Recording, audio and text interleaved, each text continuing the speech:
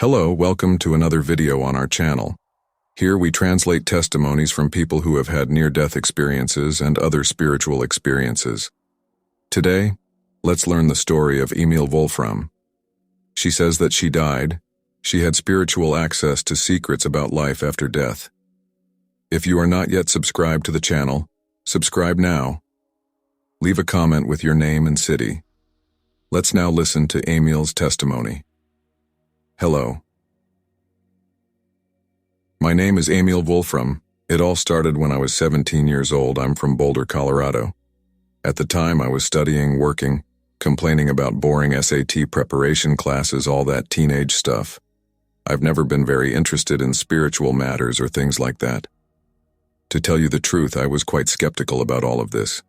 My parents, Frida and Hans, were down-to-earth types too. We led a normal life, without many questions about the meaning of life or things like that. And I had my best friend Klaus, who was always with me in the adventures and misadventures of adolescence. But then, on a day that seemed like any other, everything changed. And when I say everything, I mean everything. It was as if the universe had decided to shake me and say, "Wake up, my son. There is much more to this life than you can see." What happened that day took me on a journey I never could have imagined. A journey of self-discovery, of spiritual transformation, of finding a greater purpose in life. And that's the story I want to share with you. It's not just a survival story, although that's part of it too. It's a story about how a traumatic event can be the gateway to a deeper understanding of life and death. About how we can find light even in the darkest moments. I will tell you in detail what happened on that fateful day, what my near-death experience was like, and how it completely changed my worldview and my path in life. I hope my story can touch you in some way, maybe even inspire someone to look at life with different eyes. I was driving. The road was slippery because of the rain, but I wasn't too worried about it. After all, I was young and thought I was invincible, like every teenager. We were talking, laughing, listening to music. It was just another normal day. Until suddenly it wasn't anymore. It all happened very quickly, but at the same time, it seemed like time had slowed down. I felt the car start to skid. I tried to control it, but the steering wheel seemed to have a life of its own. I remember hearing the sound of tires sliding on the wet asphalt. It was a scary noise, you know? That sound of rubber against wet asphalt without any control. And then, the impact came. It was violent. We hit a fence with everything. The sound of the knock was deafening, metal writhing, glass breaking. At that moment, 3 thoughts passed through my head, one after the other, like flashes. You're going to die now. I wish I had said goodbye. They will understand. It's strange, right? How our minds work in these moments. I didn't feel scared. It was more of a calm acceptance, like I knew it was my time and had made peace with it. I was sure that my parents, my friends, would understand my departure. The car overturned. I remember feeling my body being thrown everywhere, even with my seatbelt on. It was like being in a giant blender. Everything was spinning, everything was mixing. And then, silence. A silence so profound it seemed deafening. It was at that moment that something incredible happened. Something that changed my life forever. But that's a story for the next topic. Right after the impact, after that deafening silence, I felt floating. That's the best way I can describe it. It was as if my body had fallen behind and I was floating above it. The feeling was incredible. All the pain, all the fear, all the panic you would expect to feel after an accident like that. It just wasn't there. Instead, I felt a deep peace, a calm that I had never experienced before. I could see everything from up there. The car was completely crushed, turned upside down, my body motionless, restrained by the seatbelt. Klaus screaming for help, trying to wake me up. It was surreal. I wanted to tell Klaus that everything was okay, that I was there, but I wasn't, right? At least not in the way we normally understand it. And then I noticed the light. That light. It wasn't like anything I'd ever seen before. It was shiny, but it didn't hurt to look. It was warm, inviting. I felt enveloped by her as if she were hugging me. The most incredible thing is that I wasn't afraid. No fear. Just a feeling of being at home, you know? Like I had finally arrived at a place where I truly belonged. I didn't see any dead relatives or anything like that. I didn't hear voices calling me. It was just me and that wonderful light, and a feeling of complete understanding. As if suddenly every question I had ever asked in my life had been answered, even if I couldn't articulate those answers. In that moment, I understood death in a way I never thought possible. It wasn't scary or sad. It was a transition, a passage to something bigger, something more complete. I don't know how long I stayed in that state. It could have been seconds or hours. Time seemed to not exist there. But at some point, I felt like I was being pulled back. The light started to move away, or I started to move away from it, I can't say for sure. And then, bam, I was back in my body. Peace is gone. Understanding is gone. I was upside down, strapped into my seatbelt, feeling pain in every part of my body. The smell of gasoline was strong and I could hear sirens approaching. I had returned, but nothing would be the same as before. Returning to my body after that experience was intense, to say the least. A second before, I was floating in peace, surrounded by that welcoming light. The next, bam, pain, confusion, panic. The paramedics arrived quickly. They took me out of the car very carefully, put me on a stretcher and took me to the hospital. I was in shock, you know? I couldn't properly process what had happened. It was like my brain had short-circuited. At the hospital, the doctors were surprised by my condition. From the way the car turned out, they expected to find much more serious injuries. But other than a few cuts, scrapes, and a mild concussion, I was physically fine. Of course, everything hurt, but nothing that a few weeks of rest couldn't fix. But what about the head? Oh, my head was a mess. I couldn't stop thinking about that experience. In the light, in the feeling of peace, in the understanding that I had felt. How was I going to go back to normal life after that? And there was one more thing. In the days and weeks following the accident, I began to feel something strange in my body. It was like an electric energy running through me. At first, I thought it was just adrenaline, you know, remnants of the scare. But it didn't happen. I told the doctors about it, but they didn't find anything wrong in the tests. They said it was probably post-traumatic stress, which would go away with time. But it didn't happen. My parents were super worried, of course. They didn't understand what was happening to me. I tried to explain about the experience I had, about the light, about the feeling of peace. But they thought it was delirium caused by the trauma of the accident. Klaus was the only one who seemed to actually listen to me. He didn't fully understand, but at least he didn't treat me like I was crazy. He was there. He saw the accident happen. He saw me unconscious in the car. I think this made him more open to what I was telling him. Little by little, I got back into the routine. School, work, that sort of thing. But nothing was the same. I felt different inside, as if he had woken up from a long dream and now saw the world with different eyes. I knew something had changed in me that day, something fundamental. But I still didn't understand what or how this would affect my life from now on. I just knew that nothing would be the same as before. And that strange energy running through my body was just the beginning of something much bigger. In the years following the accident, I became obsessed with trying to understand what had happened to me. That near-death experience, the light, the feeling of peace. I needed to know more.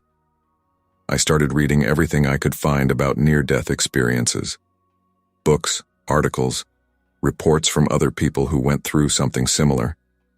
It was fascinating to see how many similarities there were between the stories. The light, the feeling of peace, the deep understanding. It wasn't just me, but nothing explained that strange energy that I continued to feel in my body. It was like I was plugged into an invisible socket, you know, a constant current of something flowing through me. I have been to several doctors over the years. I did every type of exam you can imagine. MRI, electroencephalogram, blood tests. You name it, I probably did it. But no one could explain what was happening. Some doctors suggested it could be psychological. That maybe it was a physical manifestation of the trauma I had been through. Others thought it might be some kind of rare neurological condition. But no one had a concrete answer. It was frustrating, you know? I knew there was something different about me, something that had changed that day of the accident, but I couldn't find anyone who could explain to me what it was. Meanwhile, I started to become more and more interested in spirituality, meditation, yoga, Eastern philosophies, anything that could help me better understand what I had experienced. My parents didn't quite understand this new obsession of mine. They had been relieved that I had survived the accident, but now they were worried about the direction my life was taking. They wanted me to focus on my studies, to follow a normal career. But I couldn't. That experience had opened a door inside me, and I couldn't just close it and move on as if nothing had happened. It was only 2 decades after the accident that I finally found an explanation for what I was feeling. A holistic doctor diagnosed it as an instant Kundalini awakening. According to him, the trauma of the accident had triggered a sudden release of spiritual energy in my body. Finally, having a name for what I was feeling was a huge relief. But more than that, it was the beginning of a new phase in my journey. A phase of self-discovery and spiritual growth that went far beyond what I could have imagined. Knowing that what I was feeling had a name, Kundalini awakening, was like finding the missing piece of a puzzle. Suddenly, a lot of things started to make sense. But that was just the beginning of my transformation. In the years that followed, I dove headfirst into spiritual practices, meditation, yoga, studies of Eastern philosophies. I wanted to understand more about this energy that had awakened in me. It was quite a journey, you know? There were difficult moments of doubt. Sometimes I wondered if I had really gone crazy, if all that wasn't just a result of the trauma of the accident. But then, 15 years after the accident, something happened that changed everything again. I was on a meditation trip, on a mountain. It was a week-long retreat, very intense. On the penultimate day, during a longer meditation, I had another experience that I can only describe as transcendental. It was as if I had been connected directly to a source of divine energy. I don't know how to explain it properly, but it was as if the whole universe had opened up to me, you know? I felt a direct connection to something greater, something I can only call divine. It was as if I had been spiritually reborn. At that moment, I understood that everything that had happened in my life, the accident, the near-death experience, the Kundalini awakening, had all led me here. It was like I had finally found my purpose. After that day, my life changed completely. I quit my corporate job. I got rid of a lot of material things that no longer made sense to me. I began to dedicate myself fully to meditation and other spiritual practices. My parents thought I had gone completely crazy. They didn't understand how I could give up a promising career to sit cross-legged all day, as my father said. But for the first time in my life, I felt truly fulfilled. I started teaching meditation classes, sharing my experience with other people. It was incredible to see how my story touched people, how it could help someone find their own spiritual path. This transformation affected every aspect of my life. I changed my diet, cut out alcohol and other substances that I thought were disconnecting me from my essence. I started exercising not just for my body, but as a form of meditation and movement. The most interesting thing is that the energy I felt since the accident, which previously bothered me so much, now seemed to flow naturally. It was like I had finally learned to ride that wave of energy instead of being swept away by it. Looking back, I see how important each step of this journey was. The accident, the search for answers, the frustrations, everything led me to this point of profound transformation. And the most incredible thing is that I feel like this journey is far from over. Every day is a new opportunity to learn, to evolve, to connect more deeply with this universal energy that I have discovered. After everything I've been through, my outlook on life and death has completely changed. You know that fear of death that almost everyone has? For me, it just disappeared. It's not that I want to die, far from it. I love life, every moment of it. But I'm no longer afraid of what comes next. That near-death experience showed me that death is not the end. It's just a transition. I started to see life as a kind of school, you know? We are here to learn, to evolve spiritually. Every challenge, every difficulty, is an opportunity for growth. We are here to build awareness, to make choices between good and evil. It's like life is one big test, a test to see what the energy of good can do against the negative forces that exist on Earth. And we have to live each day with this awareness. This completely changed my way of looking at everyday problems. Those things that used to seem so important, money, status, material goods, have completely lost their meaning to me. What really matters is how we grow spiritually, how we help others on this journey. I started to see every interaction, every encounter as an opportunity to spread light, you know? To share some of that positive energy I felt during my near-death experience. What about death itself? Well, I see it as a kind of graduation. It is the moment when we finish this learning phase and move on to the next one. There's nothing scary about that. Of course, I still feel sadness when someone close to me dies. After all, we miss the physical presence of the person. But I no longer feel that despair, that sense of definitive loss. I know they just graduated before me. This vision helped me a lot to deal with the losses I had throughout my life. When my grandmother died, for example, instead of being devastated, I felt happy for her. Happy that she had completed her journey here and was moving on. I know this way of thinking may seem strange to many people. A few years ago, I would have thought anyone who spoke like that was crazy. But after everything I've experienced, after everything I've learned, I can no longer see life and death in any other way. And you know what? Living with this perspective makes everything lighter, more meaningful. Every day is an opportunity to evolve, to make a difference. Life becomes an incredible adventure when you see it as a journey of spiritual growth. All this spiritual transformation that I went through wasn't just in theory. No, it has profoundly affected my lifestyle, my habits, the way I relate to the world. One of the first things I changed was my diet. I started paying a lot more attention to what I put into my body. I started to see food not only as fuel, but as a way to connect with nature, with the Earth's energy. I adopted a much healthier diet, with a lot more vegetables and fruits. I cut out almost all meat, not because of some dogma, but because I simply didn't feel like eating anymore. It was as if my body was telling me what it needed. Another big change was in relation to alcohol and other substances. I've never been a big drinker, but I used to have a beer on the weekend, you know? After my experience on the mountain, I simply lost the desire. I felt that alcohol disconnected me from that energy that I had discovered. Exercise has become an important part of my routine. Not for looks or to get fit. Nothing like that. But as a form of moving meditation. Running, swimming, yoga.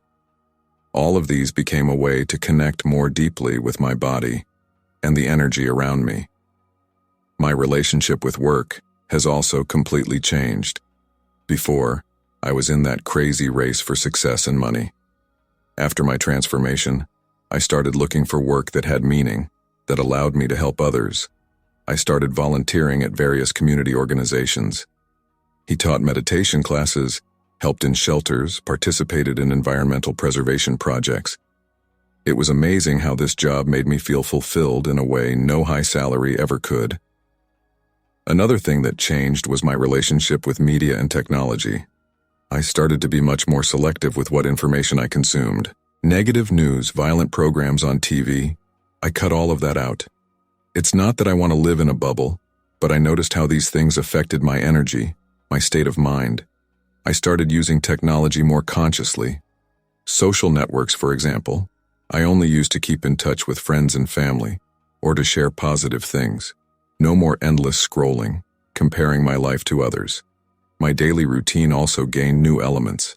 Meditation has become as essential as brushing your teeth. Every day, morning and evening, I take time to connect with myself, with this universal energy. All these changes may seem radical to outsiders, and they were. But for me, it was a natural process. Each change came from an internal need, from a genuine desire to live in a way that was more aligned with what I had discovered about myself and life. And you know what? I have never felt so good, so at peace with myself. It's as if each choice, each change of habit, brings me closer to that sense of peace and understanding that I felt during my near-death experience. This whole transformation I went through didn't just affect me, no. It had a huge impact on my family and the community around me. At first, my parents, Frida and Hans, thought I had gone completely crazy. They didn't understand how I could give up a promising career to dedicate myself to this meditation stuff. My father even called me for a serious talk, thinking I was in some kind of crisis. But little by little, they started to see the positive changes in me. They saw how calmer, happier, more fulfilled I was. My mother was the first to be interested. She started asking me questions about meditation, about the practices I was doing. One day, to my surprise, she asked me to teach her how to meditate. It was a very special moment for me, seeing my mother, who was always so skeptical about these things, sitting cross-legged, trying to calm her mind. It was so beautiful. My father took a little longer, but he also opened up. He started participating in the volunteer work I did in the community. At first, I think it was just to keep an eye on me, but soon he was as involved as I was. Seeing my parents transform was also incredible. They became more open, more understanding. Our relationship has improved a lot. We started having deep conversations about life, about spirituality, things we had never talked about before. Klaus, my friend who was with me in the accident, was also greatly impacted by all of this. He didn't delve into spirituality like I did, but he became much more aware, you know? He began to question things more, to seek a greater purpose in life. In the community, the impact was even greater. The meditation classes I started teaching attracted a lot of people. It was incredible to see how people changed, how they became calmer, happier. I started organizing study groups on spirituality, on near-death experiences. Many people who had gone through experiences similar to mine found a space there to share, to feel understood. The volunteer work I did also grew a lot. We started with small cleaning projects in the neighborhood and ended up creating an NGO that now operates on several fronts in the city. The coolest thing is that all of this created a kind of domino effect. People who participated in classes or volunteer work took this positive energy to their families and to work. It was as if we had created a wave of transformation in the community. Of course, not everyone understood or accepted it. There were people who called me crazy, a fanatic. But most people, even those who didn't agree with me, respected the work we were doing. Seeing all this impact made me understand even more the purpose of my experience. It wasn't just about me. It was about how I could use what I had learned to make a positive difference in the world around me. And you know what? It makes me happier than any professional success or material achievement ever could. Seeing people transforming, seeing life with different eyes, that is fulfillment for me. Looking back at the last 20 years of my life since that accident, it's incredible to see how everything has changed. If someone had told me back then that I would be where I am today, living the way I do, I would have thought it was crazy. But here I am. And you know what? I wouldn't change anything, not even the accident, because it was that moment, that near-death experience that opened my eyes to a reality much greater than I had ever imagined. One of the biggest lessons I learned on this journey is that life is much more than what we see on the surface. It has a whole spiritual, energetic dimension that most people don't even suspect exists. And when you open yourself up to that, man, the world becomes so much richer, so much more meaningful. Another thing I learned is the importance of living in the present. Before, I was always thinking about the future, planning the next step in my career, the next achievement. Now I understand that the only moment that really matters is now. It is where we can make a difference, where we can evolve. I also learned about the importance of being authentic, of being true to yourself. For a long time, I lived trying to be what others expected of me. After my transformation, I understood that true happiness comes from being who you really are, without fear, without masks. A super important lesson was about the connection that exists between all of us. That sense of unity I felt during my near-death experience showed me that deep down, we are all part of something bigger. This completely changed the way I relate to people, to nature, to everything around me. I learned about the importance of balance between the material and the spiritual, between giving and receiving, between acting and letting happen. Life is not about extremes, it is about finding the middle ground, the middle path, as the Buddhists say. Another fundamental lesson was about the importance of sharing. Share knowledge, share love, share positive energy. The more you share, the more you receive. It's an incredible cycle. I learned that transformation is an ongoing process. It's not something that happens overnight and that's it. It is a journey that lasts a lifetime. Every day is an opportunity to learn something new, to evolve a little more. And perhaps the most important lesson of all, I learned that each of us has a unique purpose in this life. No matter how insignificant we may feel sometimes, each of us has something special to contribute to the world. My near-death experience showed me that life is precious, it is a gift. And we have a responsibility to do the best we can with this gift. It's not about accumulating riches or achieving fame. It's about growing, evolving spiritually, and helping others do the same. I understood that we are here to learn to truly love, not just those close to you, but everyone, every form of life. It's quite a challenge, but it's what gives meaning to our existence. Looking ahead, I feel full of hope. Not because I think the world will magically transform into paradise, but because I know that every small act of kindness, every person who awakens to their spiritual nature, makes a difference. If there's one thing I want to leave to those who are reading my story, it's this. Don't wait to go through a near-death experience to wake up to life. We can have this transformation at any time. Just be open, just really want it. Life is an incredible journey of self-discovery and growth, and each of us has the power to make it an extraordinary experience. Don't waste this gift. Live with purpose, with love, with conscience, and always remember, no matter how difficult things may seem sometimes, there is always light at the end of the tunnel. I know this because I saw this light, and believe me, she is there for all of us. So that's it, folks. This is my story. A story of transformation, of spiritual awakening, that started with a car accident and took me to places I could never have imagined. I hope that in some way it can inspire you to look at life with different eyes, to seek your own path of evolution. Because at the end of the day, that's what it's all about. To evolve, to grow, to become the best version of yourself, and to use this to make the world a little better place. Thank you for listening to my story. And remember, your journey can be as extraordinary as you allow it to be. So allow it. Open up to the extraordinary. Because believe me, it is there, waiting for you. What did you think of this incredible story? Leave your opinion in the comments. Don't forget to subscribe to the channel. Activate the notification bell to be notified with each new video. Let's bring visions from beyond to more people.